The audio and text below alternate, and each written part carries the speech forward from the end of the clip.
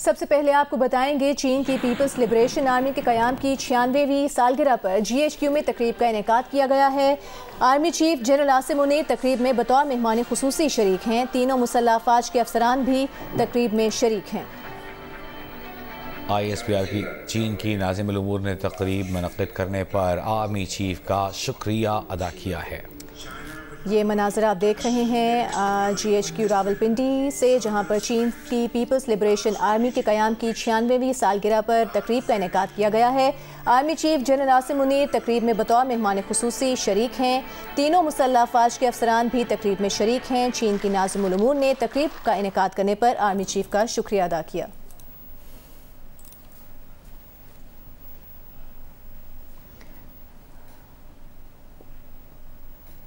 वफाकी हुकूमत के आखिरी अय्याम में पार्लियामेंट के दोनों ऐवानों से तूफ़ानी रफ्तार से कानून साजी करने में मसरूफ़ है। आज कौमी असम्बली से मजीद 13 जबकि सेनेट से मजीद 8 कवानीन मंजूर कर लिए गए। जुमेरात और जुमे को कौमी असम्बली से 53 कवानीन मंजूर कराए गए। अक्सर बिल से अरकान तक को लाइल्म रखा गया।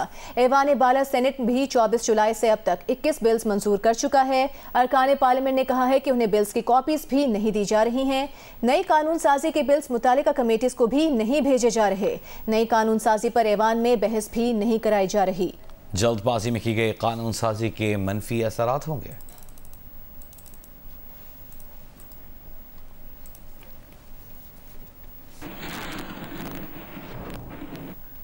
और इस तूफानी कानून साजी पर हुकूमती पार्लियामेंटेरियंस भी चीख उठे हैं। सेनेट में धड़ाधड़ कानून साजी पर पीपल्स पार्टी के सेनेटर रज़ा रब्बानी ने कड़ी तनकीद की है। रज़ा रब्बानी ने एहतजाजन एजेंडे और बिल्स की कॉपीज भी फाड़ दी। अपने खिताब में सेनेटर रज़ा रब्बानी ने कहा कि ऐसा लगता है जैसे मुझे सेनेट में नहीं राजवाड़े में भेजा गया है। ऐसा लगता है जैसे उनके हाथ बांधे हैं और आंखों पर पट्टियां बांध दी गई हैं। मुझे ऐसे लग रहा है कि ये सेनेट में नहीं भेजा गया, लेकिन मुझे किसी राजवाड़े में भेज दिया गया, जहां पे मेरी आंखों पे पट्टी हो, मेरे हाथ बंधे में हो और जो मिनिस्टर साहिबान कहें या जो कैबिनेट से पास होके आ जाए वो कहें कि दिन है तो मैं कहूं दिन है, वो कहें रात है तो मैं कहूं रात है। जनाब chairman, I come from the legacy of Shaheed Zulfikar Ali Bhutto, who tore up the UN resolution and said that I am wasting my time. And I think I am now wasting my time over here, and I will tear up your bills. I come from the legacy of Shaheed Mohtarma Benazir Bhutto, who stood up with courage and fortitude for her rights. And my rights as an individual parliamentarian are being mauled, Mr. Chairman. Senate के इजलास में हुकूमती इत्तेहाद में शामिल JUI के senator Kamran Murtaza ने भी धड़ाधड़ बिलों की मंजूरी पर कड़ी तनकीद की है। सेनेटर कामरान मुर्तज़ा ने कहा कि अगर कानून साजी इस तरह करनी है तो वो ऐवान से वॉकआउट करेंगे। पार्टी जो है वो हुकूमत में है और हुकूमत में होने का क्या ये मतलब लिया जाएगा कि हर चीज पे हमारे उस पे जो ना बात के ऊपर कदगन लगा दिया जाएगा कि चूंकि आपके वो 2-2.5 बंदे उधर बैठे हुए हैं तो इसलिए आपने जो ना इसमें बात नहीं करनी है और इसमें आपकी बात के हक के ऊपर जो ना कोई कदगन है या पाबंदी है। सर अगर ये पाबंदी है तो फिर हम हाउस से बाहर चले जाते हैं, वही रिप्रेजेंट करें और वही उसमें उसके बाद जो ना वो इस लेजिस्लेशन का जिम्मा लें। जमात इस्लामी के सेनेटर मुश्ताक अहमद खान ने सेनेट में सानह खार पर गुफ्तगू करते हुए कहा कि इस साल खैबर पख्तूनख्वा में 18 खुदकुश हमले हो चुके हैं। सिर्फ जुलाई में दहशतगर्दी के 54 वाक़यात हो चुके हैं। सेनेटर मुश्ताक ने सवाल किया कि आखिर पख्तूनों का कसूर क्या है? क्या पख्तून कम तर शहरी हैं? बाजोड़ में इतना बड़ा वाक़या होने पर किसी हुकूमत, किसी सिक्योरिटी इदारे ने जिम्मेदारी महसूस नहीं की? मिस्टर चेयरमैन, मैं आपसे पूछता हूँ, are Pakhtun childrens of the lesser god? क्या हम एक जैसे नहीं है? हम एक जैसे नहीं है? क्या हमारा खून सुर्ख नहीं है? 18 खुदकश हमले, 54 दहशतगर्दी के वाकयात एक महीने में और मेरे 60 लोग कत्ल कर दिए गए। उनके कातिलों का पता नहीं चल रहा। इतना बड़ा वाकया हुआ, इतना बड़ा वाकया। सूबाई हुकूमत, वफाकी हुकूमत और सिक्योरिटी इदारों में किसी ने अपनी कमजोरी की जिम्मेदारी कबूल नहीं की। किसी ने भी एक शख्स मुस्तफी नहीं हुआ। हमें बताया जाए, पख्तूनों को बताया जाए, हमारा जुर्म हमारा डोमिसाइल है। वज़ीर-ए-आज़म शहबाज शरीफ ने तुर्क नायब सदर जियोदत यलमाज के हमरा कराची में चौथे मिल जेम क्लास जहाज PNS तारिक को समुद्र में उतारने की तकरीब में शिरकत की। वज़ीर-ए-आज़म ने कहा है कि खित्ते में किसी की इजारादारी कायम नहीं होने देंगे। हुकूमत पाकिस्तान दिफाई शोबे को तमाम मुमकिन वसाइल मुहैया करेगी। तारिक मोइन सिद्दीकी की रिपोर्ट देखिए। कराची शिपयार्ड में चौथे मिलजम क्लास जंगी जहाज की समंदर में उतारने की तकरीब में वज़ीर-ए-आज़म मियां शहबाज शरीफ ने गवर्नर, वज़ीर आला सिंध और वफाकी काबीना के अरकान के हमरा शिरकत की। Naval chief admiral Amjad Niazi ने मंसूबे पर ब्रीफिंग दी। तुर्किया के नायब सदर जियोदत यलमाज तकरीब में खुसूसी मेहमान की हैसियत से शरीक थे। जियोदत यलमाज ने खिताब में कहा कि दिफा के साथ मुख्तलिफ शोबों में बाहमी ताउन से पाकिस्तान और तुर्की के ताल्लुकात मजीद मजबूत हो रहे हैं। उनका कहना था कि हम हर तरह की दहशतगर्दी की मजम्मत करते हैं। पाकिस्तान और तुर्किया को सरहदी दहशतगर्दी का सामना है। उन्होंने कहा कि दीगर शोबों में भी मुश्तरका मंसूबे जारी रहेंगे। The defense industry is one of the main pillars of this vision.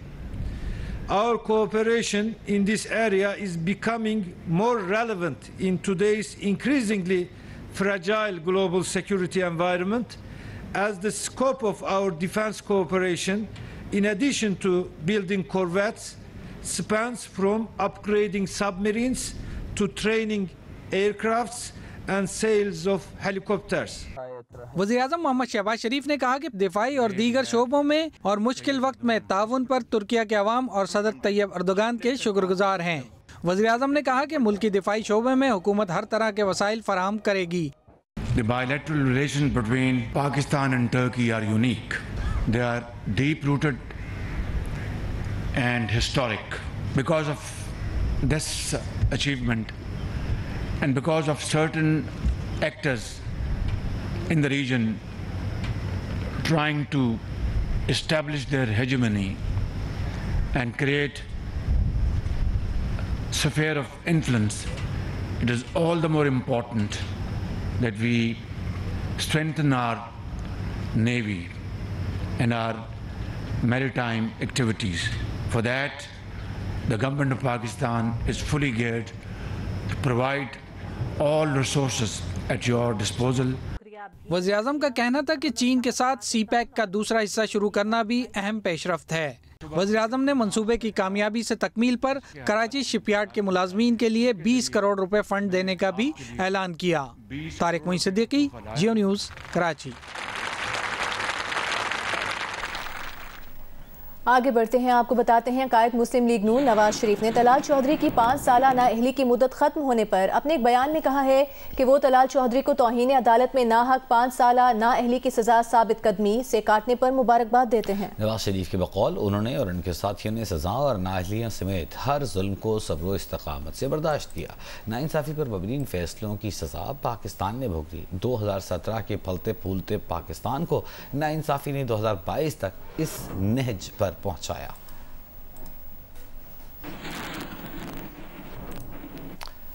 दूसरी जानिब नून लीग के रहनुमा तलाल चौधरी का कहना है कि वो बेकसूर थे, नाहक सजा देकर सियासी इंतकाम लिया गया। 5 साल कौन वापस करेगा? नाअहली की मुद्दत खत्म होने के बाद प्रेस कॉन्फ्रेंस में लीगी रहनुमा तलाल चौधरी ने कसम खाकर कहा कि उन्होंने ना तौहीन अदालत की न ऐसी कोई नीयत थी। इल्जाम लगाया कि साबिक चीफ जस्टिस पाकिस्तान ने सजा के खिलाफ अपील सुनने से पहले उन्हें मैसेज भिजवाया था। साकिब निसार का इसरार था कि नवाज शरीफ और मरियम नवाज के खिलाफ उनकी मर्जी का बयान दिया जाए, वरना सजा कम करने की बजाय बढ़ा दी जाएगी। मुझे 2 अगस्त 2018 को जो सजा दी गई थी उसके 5 साल पूरे हुए हैं। अल्लाह गवाह है, मैं आज फिर कहता हूं, खुदा की कसम मैंने तौहीन अदालत नहीं की थी, ना मेरी नीयत तौहीन अदालत की थी। मैं नौजवान हूं, मेरा कर्ज है उन पे, मेरे आप 5 साल नहीं लुटा सकते, लेकिन इस फैसले को तस्दीक तो कर जाएं। मैंने क्या गलत कहा था? पीसीओ के जजेस के बारे में जिन्होंने आमरीयतों को सपोर्ट किया है, क्या क्या सुप्रीम कोर्ट ने खुद नहीं कहा। एक उस वक्त जो एक लार्जर प्लान था, मुस्लिम लीग नून के लोगों को चुन चुन के नाअहलियां, सजाएं, रेफरेंस, मुकदमे, गिरफ्तारियां 2017 से ये शुरू हुई। इसका आगाज़ पनामा से हुआ। अपील सुनने से एक रात पहले मुझे मैसेज भिजवाया, मैं दोबारा कह दूं, साकिब निसार ने कि अगर तुमने मेरी मर्जी का बयान नवाज शरीफ और मरियम नवाज के खिलाफ ना दिया तो सुबह तुम्हें सजा कम नहीं होगी बल्कि सजा बढ़ाई जाएगी। अहम खबर है, जोब कैंट में 13 जुलाई को दहशतगर्दी में मुलव्वस अफगान दहशतगर्दों की तस्दीक हो गई है। पाकिस्तानी दफ्तर खारिजा का अफगान दहशतगर्दों की तस्दीक पर शदीद रद्द-ए-अमल सामने आया है। जोब हमले में मुलव्वस 3 दहशतगर्दों की शनाख्त अफगान शहरियों के तौर पर हो गई है। दहशतगर्दों का ताल्लुक अफगानिस्तान के सूबे कंधार से है। दफ्तर खारजा ने अफगान सफारत खाने को अफगान दहशतगर्दों की लाशें वसूल करने की हिदायत कर दी है। दफ्तर खारजा ने दहशतगर्द कार्रवाइयों में मुसलसल अफगान दहशतगर्दों की शमूलियत पर शदीद तशवीश का इजहार किया है। दहशतगर्दी के लिए अफगान सरजमीन के इस्तेमाल पर दफ्तर खारजा का तशवीश का इजहार, सख्त अल्फाज में मजम्मत। नुमाइंदा जियो न्यूज़ ज़रमीन ज़हरा हमारे साथ मौजूद हैं। ज़रमीन, बताइएगा क्या मालूमात सामने आई हैं? जी बिल्कुल, अफगान दहशतगर्दों की पाकिस्तान में दहशतगर्द कार्रवाइयों में मुसलसल शमूलियत और पाकिस्तान के अंदर जो भी दहशतगर्दी की कार्रवाइयाँ हैं अफगान सरजमीन से जो हो रही हैं, पाकिस्तानी दफ्तर खारजा ने इस पर शदीद रद्द-ए-अमल का इजहार किया है और इजहार तशवीश और मजम्मत भी की है। साथ ही साथ ये चीज़ भी सामने आई है कि दहशतगर्दों का जो ताल्लुक है जोब हमले में जो मुलव्वस दहशतगर्द थे उनका ताल्लुक अफगानिस्तान के सूबे कंधार से है। पाकिस्तान के दफ्तर खारजा ने अफगान सफारत खाने को ये हिदायत की है कि अफगानी दहशतगर्दों की लाशें जो हैं वो वसूल कर लें और तीनों दहशतगर्दों की जो शनाख्त है वो यही सामने आई है। बहुत शुक्रिया ज़रमीन आपका। हम इस पर बात करेंगे, सीनियर तजज़ियाकार हमारे साथ मौजूद हैं मोहम्मद अली साहब, उनसे बात करेंगे। सैयद मोहम्मद अली दिफाई तजज़ियाकार। मोहम्मद अली साहब, बार बार पाकिस्तान की वज़ारत ख़ारिजा की जानिब से कहा जा रहा था कि अफ़गानिस्तान यकीनी बनाए कि पाकिस्तान में उसकी सरजमीन से दहशतगर्दी न हो। अब एक सबूत सामने आया है, 3 दहशतगर्दों की शनाख्त हो गई है जो कि अफ़गान शहरी हैं, कंधार से उनका ताल्लुक़ है। जी बिल्कुल, ये एक इंतहाई सिग्निफिकेंट डेवलपमेंट है। उसकी बुनियादी वजह ये है कि ना सिर्फ ये कि अब आलमी बरादरी के सामने पाकिस्तान ये सबूत ले आया है कि जो पाकिस्तानी अफवाज और कैंट के ऊपर हालिया हमला है जिसमें तकरीबन दर्जन के करीब पाकिस्तानी जवानों ने शहादतें पेश की थी, उसमें अफगान शहरी मुलव्वस हैं। बल्कि इससे ज़्यादा जो संजीदा बात है वो ये है कि उनका ताल्लुक जो है वो उस शहर से है जिससे बुनियादी तौर पे तालिबान तहरीक का आगाज हुआ था। तो ये बात एक इंतहाई तशवीशनाक बात है कि जिस तरह हम मुसलसल काबुल इंतजामिया पे जोर देते रहे हैं कि वो बेखनी करे उन अनासिर की जो कि सरहद पार से पाकिस्तान पे हमले में मुलव्वस हैं, लेकिन साथ ही साथ अगर उसमें वो अफराद मुलव्वस हैं जो कि कंधार से जिनका ताल्लुक है, जहां से तालिबान तहरीक ने जन्म लिया, तो इससे ये लगता है कि ये शायद एक महज हुस्न इत्तेफाक नहीं है कि they are looking on the other side, बल्कि मैं समझता हूँ इन हकायक के पेश नज़र अब ये पाकिस्तान के दफ्तर खारजा ने बहुत बरवक्त और अहम इक़दाम उठाया है कि उन्होंने बाज़ाब्ता तौर पे उनके सफारत खाने को कहा है कि वो अफगान शहरियों की लाशें वसूल करे, लेकिन चूंकि वो पसोपेश से इसलिए काम ले रहे हैं कि जाहिर बात है कि इसका मतलब ये होगा कि वो इस बात को एक्सेप्ट करते हैं कि अफगानी शहरी इसमें मुलव्वस हैं, लेकिन इस बात को वो आलमी बरादरी और